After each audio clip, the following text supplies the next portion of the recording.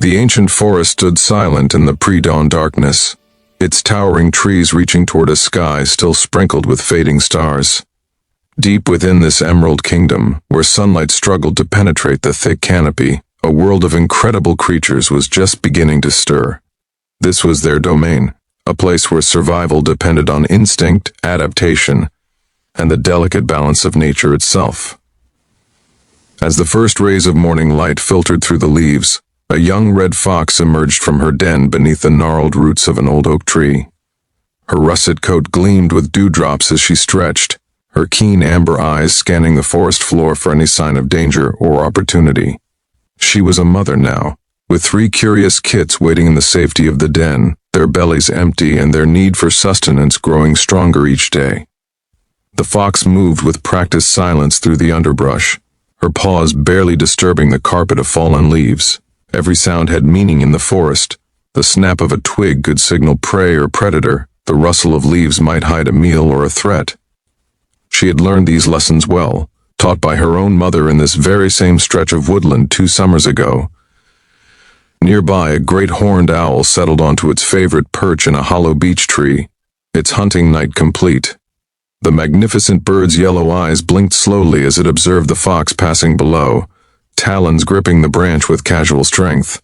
The owl had no interest in the fox, having already caught 2 field mice and a young rabbit during the darkness. Now it would rest, becoming just another shadow among the branches, invisible to those who didn't know where to look.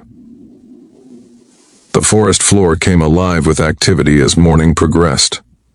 A family of white-tailed deer stepped carefully through a clearing, their ears rotating like radar dishes, constantly alert for danger. The doe led her twin fawns toward a stream that bubbled and sang over smooth river stones, their spotted coats providing perfect camouflage among the dappled shadows. They drank deeply, lifting their heads frequently to scan their surroundings, instinct overriding their thirst.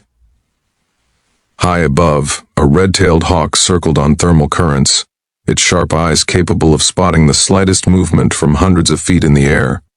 The hawk was the forest's supreme aerial hunter, commanding respect from creatures both large and small. Today, it searched for squirrels or chipmunks, anything careless enough to venture too far from cover. In a sun-dappled grove, a black bear ambled toward a berry patch she had discovered the previous week. Her powerful body moved with surprising grace through the vegetation, her sensitive nose leading her toward the sweet feast that awaited. She was fattening up for the long winter ahead, and these late summer berries were essential to her survival. As she fed, purple juice staining her muzzle, she remained alert. Though she feared few creatures in these woods, a mother bear with cubs nearby or a territorial male could mean trouble. The red fox had been tracking a scent for nearly an hour when she finally spotted her prize, a plump rabbit feeding on clover in a small meadow. She froze, becoming a statue, her body coiled like a spring. The rabbit continued eating, unaware of the danger lurking at the forest's edge. The fox calculated distance, wind direction, and approach. Then, in an explosion of speed and precision, she pounced. The chase was brief but intense. The rabbit zigged and zagged, desperate to reach the safety of its burrow, but the fox was faster, more experienced. Within seconds, it was over.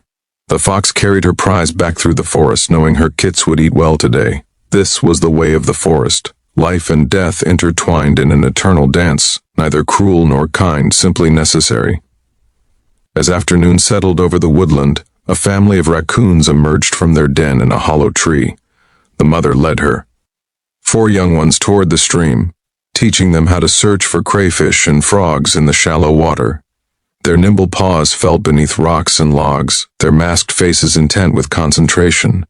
One youngster caught its first crayfish, chittering with excitement as its siblings looked on with what could only be described as jealousy. In the deepest part of the forest, where the oldest trees grew and the shadows never fully retreated, a magnificent buck stood motionless.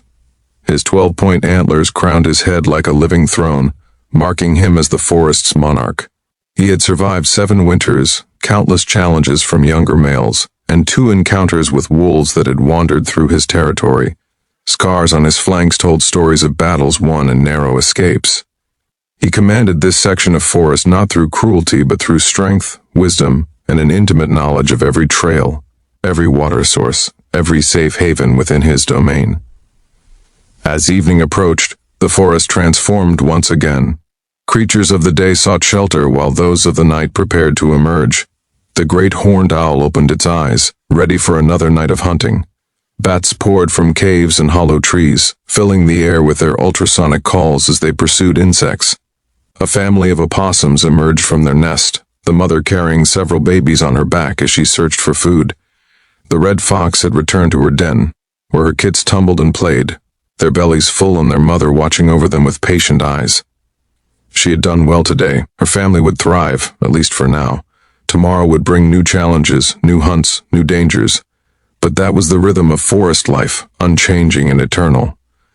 As darkness claimed the woodland completely, an old gray wolf appeared at the forest's northern edge. He had traveled many miles, following ancient paths his pack had used for generations. He was alone now, the last of his family, but he was.